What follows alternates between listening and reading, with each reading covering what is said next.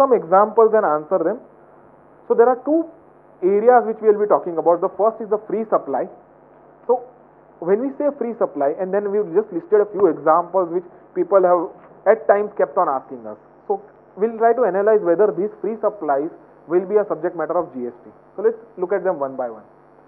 On the goods front, let's say a company sells a machinery and they say that there's a 1-year warranty which is free along with the supply.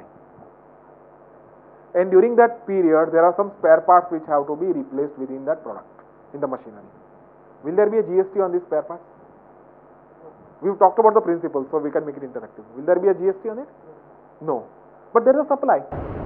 But it was part of earlier contract. It is a part of an earlier contract. So this brings me to the understanding of the principles of contract. Okay? So if there is a contract, and that contract, the essential nature of that contract is the supply of the machinery, the supply of the spare parts becomes a subsidiary part of the same contract. And therefore, there is no second levy of GST on the spare parts. The value of the spare parts was already factored in, estimated by the manufacturer when he sold the machinery. Okay? Now this of course will be debated at ground level, but this is one area which we can look at. Next one, supply of assets to employees. Many companies give motor cars to employees, which is used both for official and personal purposes, furniture at their residences, laptops given to employees. Is there a supply? You can have schedule 1 here. Is there a supply in this transaction? No supply? Let's read that. Supply of goods and or services by a taxable person to another taxable or non-taxable person in the course or furtherance of business. Company is into business. Company is a taxable person, employee is another non-taxable person, and there is a supply of goods and or services. Will it fit here?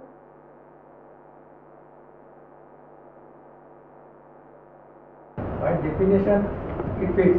Yes. But you have to look at the criteria also.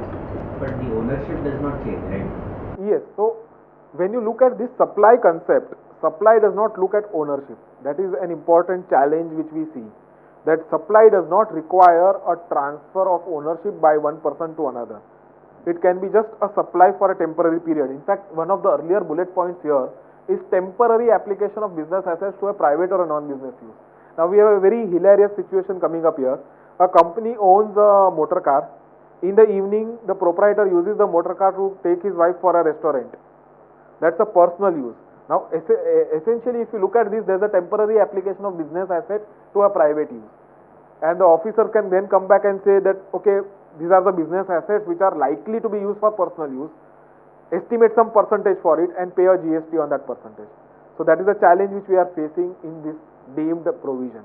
So supply of assets to employees, again emanating from a contract. The only argument which one can make out here perhaps is to say that because, just like the earlier argument, because it emanates out of an employment contract and employment contracts are outside the GST, therefore this should be outside the GST. The challenge there is the exclusion for employees is only services rendered by employee to the company, whereas these supplies are done by the company to the employee, and therefore there is clearly a challenge which exists in case of these types of perquisites. Even internationally, we have GST on services which are given to employees, subsidized services and canteens and things like that. So that is a challenge which we will see here.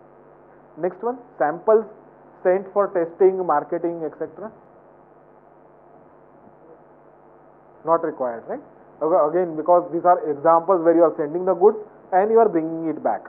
So necessarily there is no permanent supply or even a temporary application, and therefore there may not be a GST implication. Also, there is an exemption for job work which we will be talking about after some time. So that will take care of it. But it is used for the furtherance of business. It is used, but there is a job work exemption also.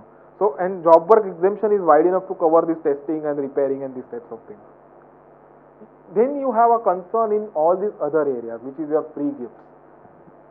And this is where you find lots of challenges happening. Many a times there are various freebies given under a contract. If it is given in abstract without a contract, no problem. But if it is given under a contract and you say that I'll give you so much free goods and you do this for me or you do this for me, that type of a thing will typically become a subject matter of GST. At a service level, you see a larger concern because goods you still have tangibility, there's a definition of it. But in services, what commonly we see is there are various group companies which operate from a common premises. And the rent for the common premises might be borne by one of the companies.